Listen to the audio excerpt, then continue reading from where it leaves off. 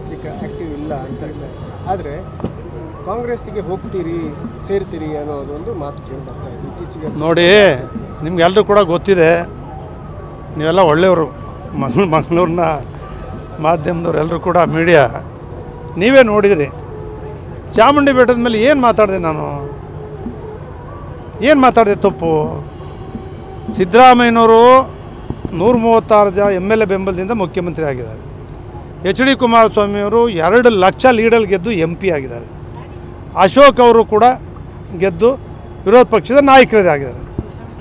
ಈಗ ಕೇಂದ್ರದಲ್ಲೂ ಕೂಡ ಕೆಲವ್ರ ಮೇಲೆ ನಿಮಗೆ ಗೊತ್ತು ಯಾರ್ಯಾರ ಮೇಲೆ FIR ಆಗಿದೆ ಅಂತ. ಇಲ್ಲಿ ಯಾರ್ಯಾರ ಮೇಲೆ FIR ಆಗಿದೆ ಅಂತ ಗೊತ್ತು, ಇವ್ರ ಮೇಲೂ FIR ಆಗಿದೆ. ನಾನು ಹೇಳ್ದೇನು, ನ್ಯಾಯಾಲಯದ ತೀರ್ಪು ಬಂದು ತಪ್ಪಿತಸ್ಥ ಅಂದ ಮೇಲೆ ಅವ್ರಿಗೆ ಶಿಕ್ಷೆ ಆಗುತ್ತೋ, ರಾಜೀನಾಮೆ ಕೊಡಬೇಕು, ಜೈಲಿಗೆ ಹಾಕಬೇಕು, ಅದನ್ನು ಮಾಡಬೇಕು. ಅದನ್ನು ಬಿಟ್ಟು ಕಾಂಗ್ರೆಸ್ ಮಂತ್ರಿಗಳೆಲ್ಲ ದಿವಸ ಕುಮಾರಸ್ವಾಮಿ ರಾಜೀನಾಮೆ ಕೊಡಿ ಅಂತ ಕೇಳೋದು, ಇವರೆಲ್ಲ ಸೇರಿ ಸಿದ್ದರಾಮಯ್ಯನವ್ರನ್ನ BJP ಅವರು ದಳದವರು ನೀನು ರಾಜೀನಾಮೆ ಕೊಡು ಅಂತ ಹೇಳ್ತಾರೆ. ಇಬ್ಬರದು ಯಾರ್ದು ಸರಿಯಲ್ಲ. ನ್ಯಾಯಾಲಯದ ತೀರ್ಪು ಬರೋವರೆಗೆ ಯಾರೂ ರಾಜೀನಾಮೆ ಕೊಡ್ತಕ್ಕಂಥ ಅವಶ್ಯಕತೆ ಇಲ್ಲ, ಯಾರೂ ಕೊಡಲ್ಲ.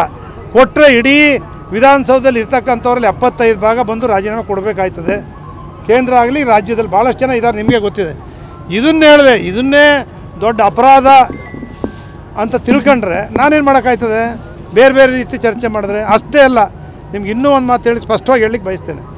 ಆಡಳಿತ ಪಕ್ಷದ ನಾಯಕನ ಆಯ್ಕೆ ಮಾಡ್ತಕ್ಕಂಥ ಸಂದರ್ಭದಲ್ಲಿ ಕೋರ್ ಕಮಿಟಿ ಅಧ್ಯಕ್ಷರ ಹೆಸರಲ್ಲಿ ಮೀಟಿಂಗ್ ಕರೀತಾರೆ.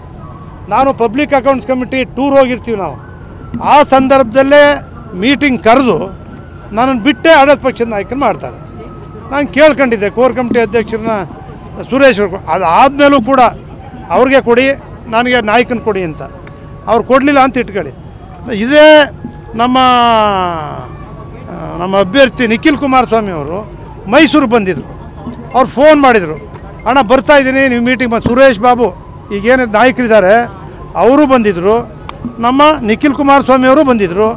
ಆ ಸಭೆಗೆ ಹೋಗಿ ಭಾಗವಹಿಸಿದ್ದೆ ಮೈಸೂರಿನಲ್ಲಿ. ನಾನು ವಿರೋಧ ಪಕ್ಷ ನಾಯಕ ಸುರೇಶ್ ಬಾಬು ಆದಮೇಲೂ ಕೂಡ ಮೈಸೂರಿನ ಪಕ್ಷದ ಸಭೆಯಲ್ಲಿ ನಾನು ಭಾಗವಹಿಸಿದ್ದೀನಿ.